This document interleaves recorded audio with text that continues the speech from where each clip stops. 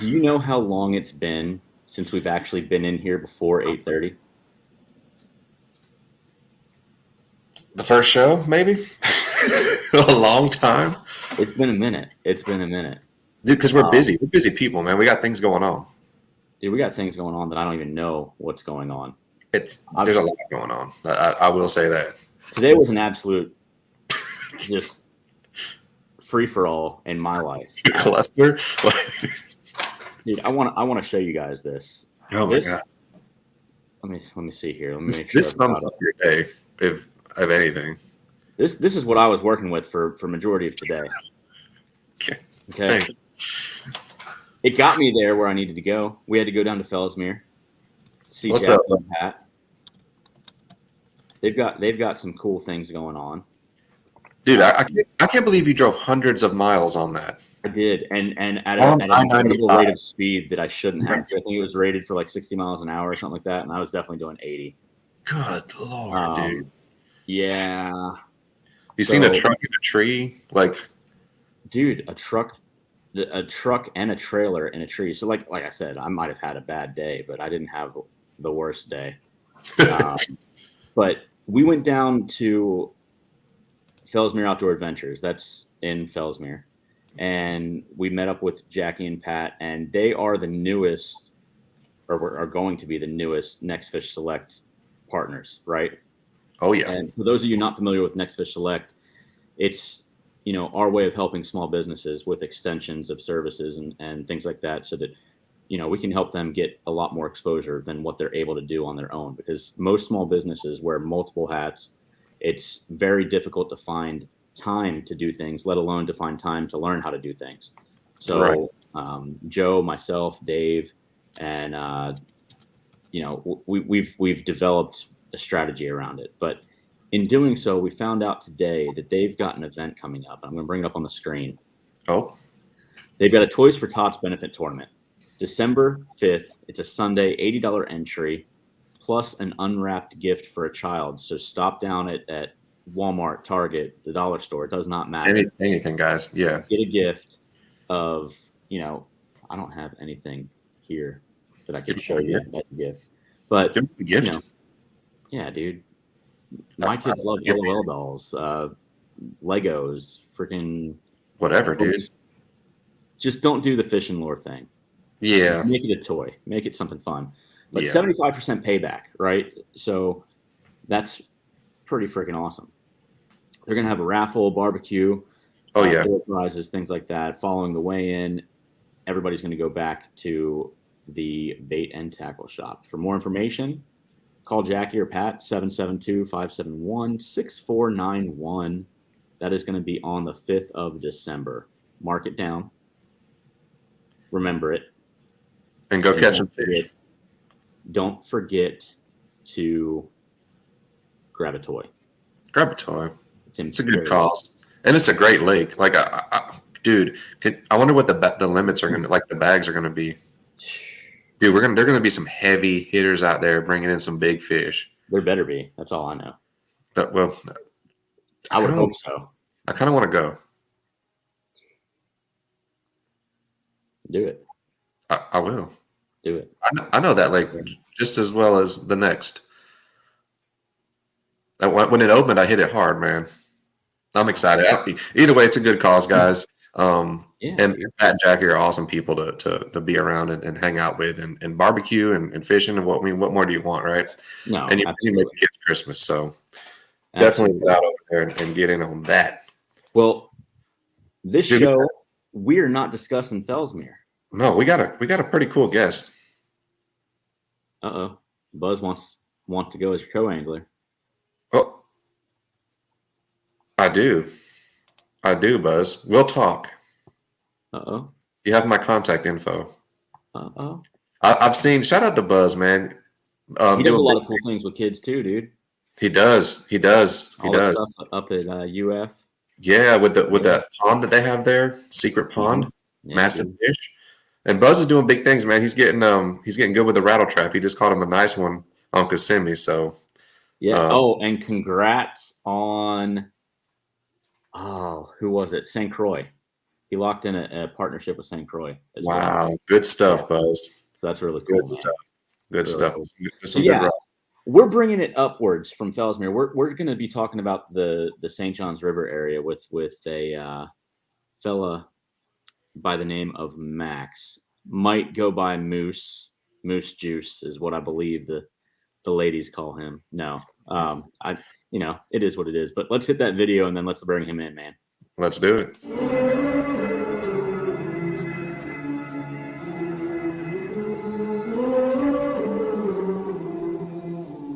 Things you let me see.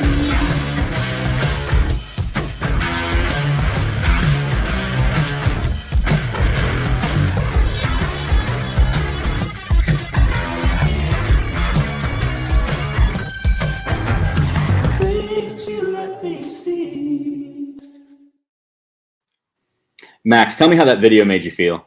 Just real quick, just immediate. I need new power poles. Perfect. That's exactly what it was meant to do. That's what it's meant to do. Great. It's working. Call the Watts brothers. Tell them it's working fine. Right, Dave. Let them know. Let them know. No, Max, how are you doing tonight, man? Doing all right. Just happy to be on here. Excited. Yeah, dude. No, we're excited to have you. We've got a lot of stuff to go over. And I kind of want to leave it open to you. Why don't you tell everybody a little bit about yourself, how you came to be where you're at, and then we'll jump in from there. Well, really, I've been basically fishing my whole life, mostly saltwater my entire life. And then went to college to play baseball at University of North Florida. After 2 years of baseball, I decided to step away, focus on school, joined the fishing team, which was bass fishing, which at that point I maybe caught 5 or 6 bass in my entire life. And basically was hooked on it after the college angling, traveling around doing the tournaments, just hooked on the tournament fishing for the bass scene. And I mean, I still do tournaments in the saltwater, and been graduated for a couple of years now and decided to do the BFLs for the first time this past year. And nice. Basically just want to keep going after it, do as many tournaments as I can, get the biggest ones that I can. Heck yeah, man. Nice. Good stuff. Good stuff. Now you said you started in saltwater. Is that where you began fishing in salt? Yeah, I was on salt. I've been basically fishing saltwater my whole life. I live out on the Longboat Key, and basically since I was in a stroller, my dad would bring me on the boat. He's got pictures of me sitting in a little car seat at the back of his old boat while he's fishing. Legend. I'll make it happen. As I was able to walk, I turned into the bait boy, so I just walk everyone baits. Nice. That's what's up. That's what's up.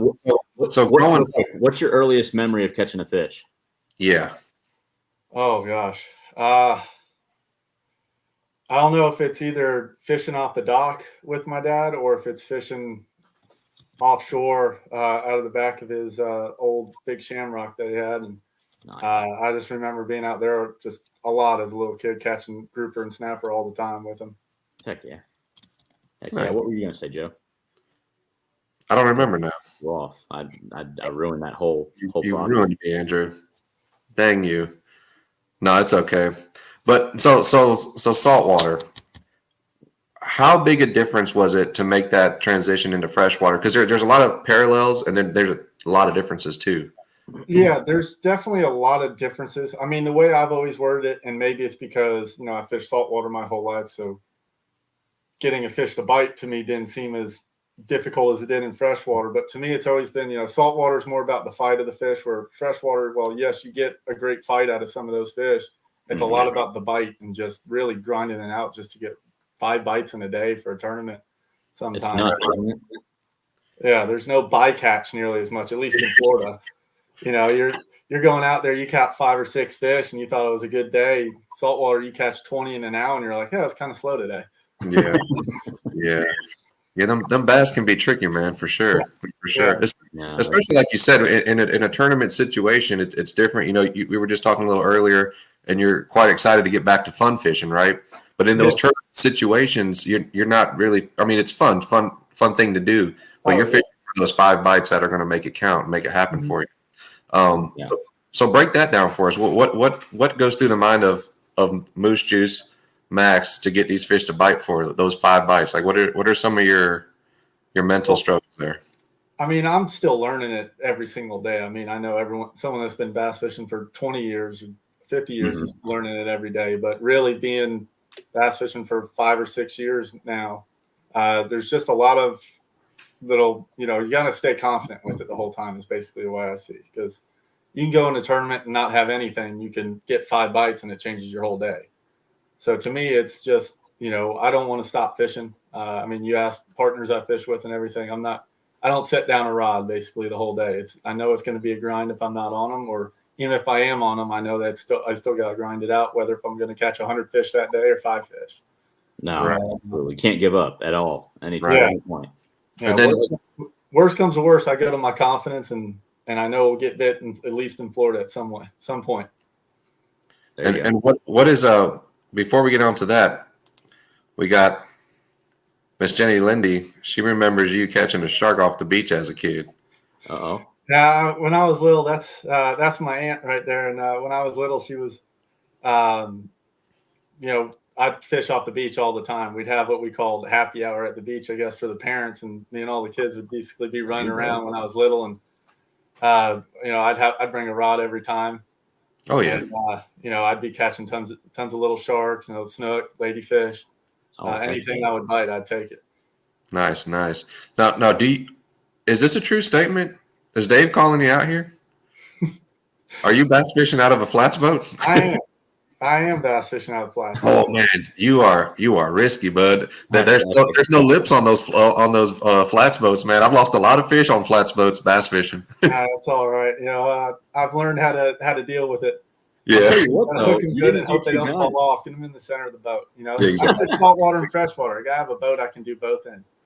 Nice. Exactly. You didn't do too bad for fishing out of a flats boat. I mean, you were in the Gator Division of the BFL.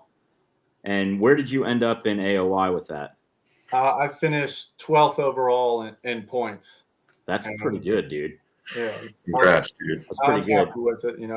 My goal was really just getting that top 45, make it the regional championship. And after the first couple tournaments, I knew that I had a better shot than just making it there. Nice. You didn't just make it to the regional championship. You pretty much. I'm going to say you crushed it because those that don't know the St. John's don't know what kind of monster it is. Yeah. And you had an 11th place finish out of what, like 170, 180 boats, something like that? Yeah, 173 boats, I believe it was. God. But yeah, that place. Legend, bro. Good stuff, man. It'll make you question your sanity over and over again. Oh gosh, I was telling people because I learned bass fishing basically on that river somewhat, and that was kind of when it had grass too in the beginning because I went to school up in North Florida, and that's when I started bass fish. But even people that were there from Alabama or somewhere, I'd be like, man, I'd rather them put this on almost any other body of water there is because this place just gets tough, especially in the fall.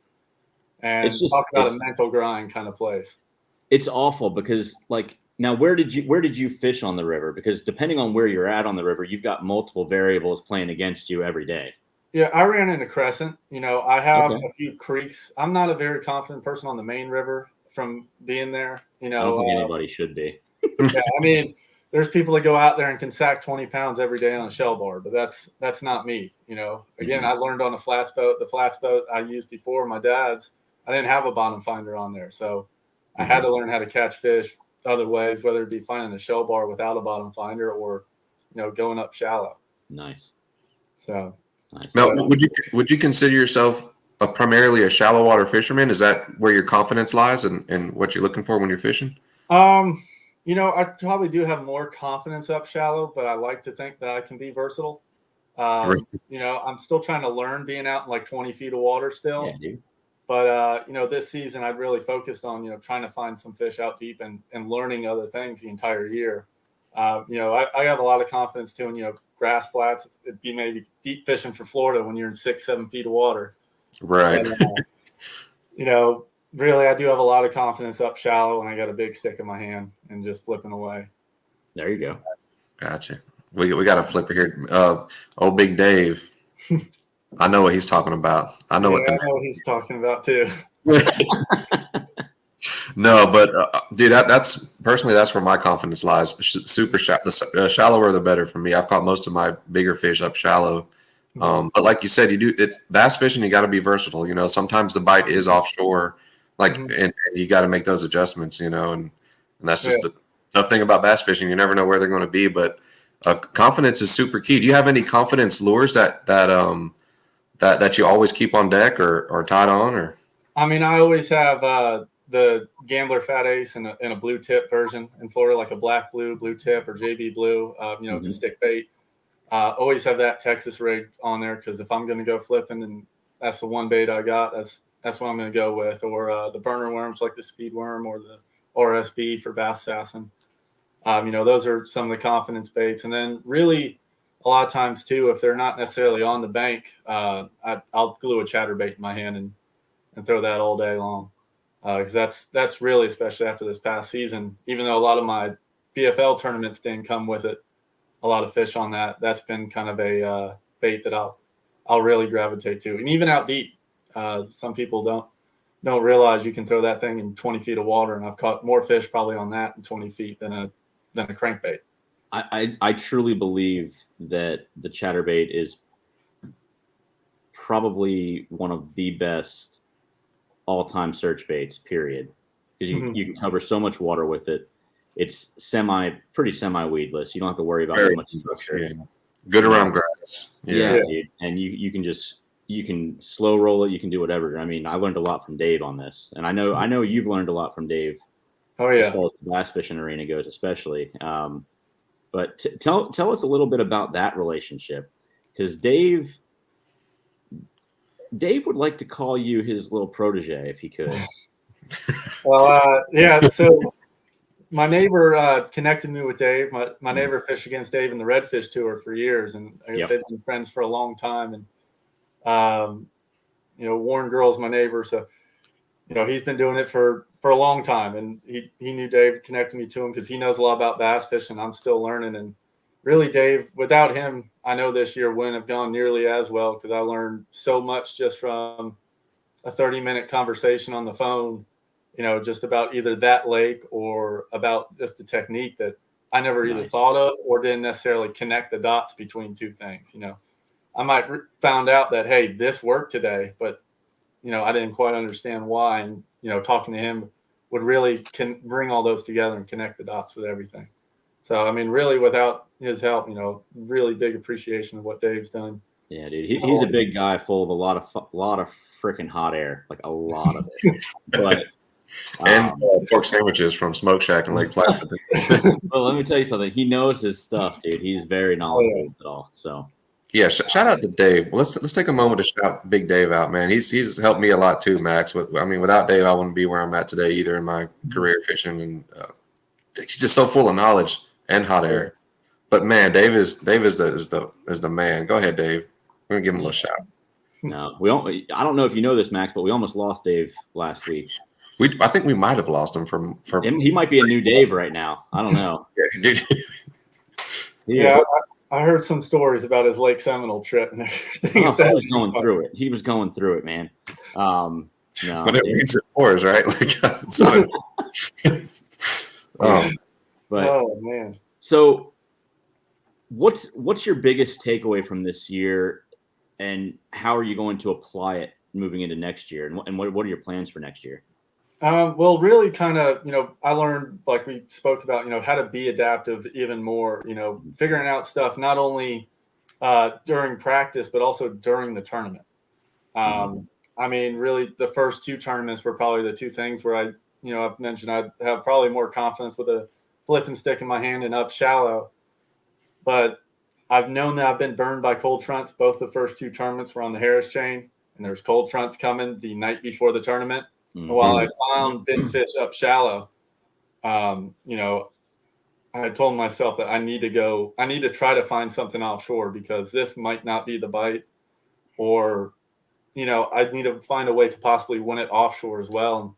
And, both times I was able to make that adjustment. And, maybe the second tournament where it wasn't as severe a cold front from seeing the weights, I figured maybe I could have gone up shallow and done good. But the first tournament especially, that that was really a big learning curve of saying, hey, don't, you need to find confidence doing something else sometimes, or go offshore if you need to. And that first tournament too, because I had a 20th place in my first BFL out on the Harris chain, making that adjustment, going to an offshore grass flat, fishing in 7, 8, 9 feet of water. Oh yeah. And, that kind of boosted the confidence and just helping me know that I can compete against these guys for the whole year on the first tournament. It was just a big, big step, learning how to make those adjustments and learning how to tournament fish as the year went on. Nice. But, plans for next year, going to do the BFLs again for sure. I'm hoping to do the Toyota series. I'm trying to get together some more funding before I'm able to do that. Yeah. So I'm trying to figure that out. If I'm not able to do the Toyota series, then I'll be doing the BFLs again and, tournaments here and there, local tournaments, stuff like that. I did a club last year, and while I think club fishing is great, I'm probably going to stick more to, pick some tournaments on lakes I really want to learn on and stuff like that to challenge myself more. And, really just all about learning again next year, I think it's always going to be about learning, honestly. Mm-hmm. It's always going to be about learning, but that's awesome, man. You got to put in the time everywhere you go. And, I mean, it seems like you're doing it, but I mean, you got some pretty good finishes on some pretty tough bodies of water in the state of Florida, that get heavily fished, man. So hats off to you, bud. Good stuff. Oh, thank you. Oh, we got a request to come up to. I need to go fish Talquin, man. JB has been talking about this lake, and I've yet to touch it. I've never been there. I'll go. Dude, he's pulling some big fish out of there, man. Some of them bags. Wasn't it like a 40-pound bag recently? Something earlier like this year, like 38 pounds or something like that. Yeah, their Talquin's full of it. It's just a nightmare up there. Jackson's a nightmare. Jackson's, I think, dry right now. Last time I talked to JB. Really? Yeah. Oh. No. So you were talking about the Gambler Fat Ace, the RSB worm from Bass Assassin. How are you rigging those out? What does your terminal tackle look like? So a lot of times, I'm more of a lighter weight guy when it comes to, I guess, what most people would consider. For the most part, for my standard Texas rig, flipping pads or fishing in grass, with the burner worm or a Fat Ace. Really, it's typically 4 to 6/0 Vector EWG hook. There you go. With 3/16 really to just a quarter, about the 2 weights I use most of the time. Blue tungsten, and that's about all I run with. I will bump up sometimes depending if I'm fishing a little deeper, but I think from my saltwater times, I always think lighter's better. Because to me, saltwater, the lighter the weight, the better it can be. A lot of times you can get away with it, and more natural, I think. Yeah, exactly. Saltwater, we fish in 100 feet of water for snapper with light weights that I don't think people would they don't realize the patience that you have to have sometimes to get a big snapper out there. And it's kind of took that and moved it to bass fishing as well. Nice. Yeah, I noticed a lot of people this year too, fishing around Istapoga, actually lightening up their line too. Like you said, doing a little bit lighter weight and even lighter line and getting away with it, and still being able to pull those big fish out of those pads or, that stalk of grass or whatever you may be fishing. So I think you hit the nail on the head. You think flipping, everybody's thinking 1/2 ounce and up, right? 3/4 ounce, ounce and a half. But sometimes you can get away with a quarter or 3/16 and still get the job done and kind of float it in there and give a little bit different presentation of, what the next guy might be throwing is the same lure. Yours is coming in a little bit more natural, a little bit more calm, and you're getting that bite. And another thing I think that gives you the advantage, again, is not as many people are doing it, but it's also because sometimes if you're at some thick pads, flipping a 1/4 ounce weight can be difficult. You have to work it in there, wiggle your rod, let out the line yourself, Kind of just put in a little bit more effort. Yeah. Yeah. You got to do something that the guy in front of you isn't doing. And just float that thing in there. Get that bite. Well, that's good, man. Max, dude, I know it's our first time meeting, but I'm excited to have you here. I'm excited to see what you do next year with your BFL tours. And dude, I appreciate you taking the time out of your night and talking with us tonight, man. 100%. Oh, thank you for having me. Yeah, excited to be here, and thank you for having me. No, absolutely, man. We appreciate you, and we'll be in touch for sure. Thank you. Excellent. Have a good one, bud. So that's pretty wild, man. Just like that, bro. Just came right up in it and crushed it on the BFLs. I think like stories like this are cool because you get to see it from the beginning, and he's earned everything. You know what I mean? He's put in his time. He continues to earn it, and that's what's really important about that. And he's around some good people, I think that's what makes fishing so awesome to me. I've said it probably a million times on these podcasts, but I don't think I have any friends that don't fish. You kind of like immerse yourself into this community and this world of fishing, and people look out for you, man. Surround yourself with the right people, put in the work, put in the time, take the advice, and make it your own, and you should be successful. But no one's going to be successful without putting in that time, no matter what it is, whether it's fishing or running a business or you're trying to lift weights, whatever it may be. Right. Got to put in that work, and Mr. Moose did. 100%. Moose Juice. Man, that's a cool name. Moose Juice. I'm just Joe Longoria. I don't have a cool nickname or anything. No, I'm Andrew. That's pretty boring. Andrew. Joe. Dude, my name's Joe. People don't. On my birth certificate it says Joe. It's not even Joseph. What? Yeah. No. Yeah, bro. I'm just a Joe. You're not an average Joe. You're all right. Oh, thanks, man. What about the other two Joes? I wonder. I'm going to find out if their real name is Joe or Joseph. I guarantee it's Joseph. They both look like Joseph. Bro, if it's a Joe, I'm going to be so happy. It's like the only other person in this world named just Joe. Dude. Oh, man. Listen, he can be Moose and you could be Joe's. Get it? That was horrible. That was bad. You tried. It was close. Oh, with man. that, guys, Oh. I'm calling it. It's been a long day. Yeah, dude. You survived hundreds of miles on a spare. Oh, come on, Brandon. Come on, bro. What? Oh, average Joe. Yeah. Oh, man. We love you guys. Thanks for tuning in. Max, thanks for coming on and sharing some of your knowledge and your story with us, man. It's super awesome. We'll definitely have you back and see how next year is going for you after your first tournament. But until Tuesday, 1 o'clock. What, you got something, Andrew? I feel like you're going to say something cool. Next week is going to be a little different. We got Thanksgiving coming up. So right. We got something a little different coming up on Thursday. And then Tuesday, we might be doing sort of a remote show of sorts. Yeah. Just tune in like you always do. We don't know what's going on yet, but we have an idea, but we just don't have any solid plan. So Tuesdays is make it happen, though. Yeah, we're going to make it happen for you guys. So thanks for tuning in. Until Tuesday, we're out, guys. Peace. See you.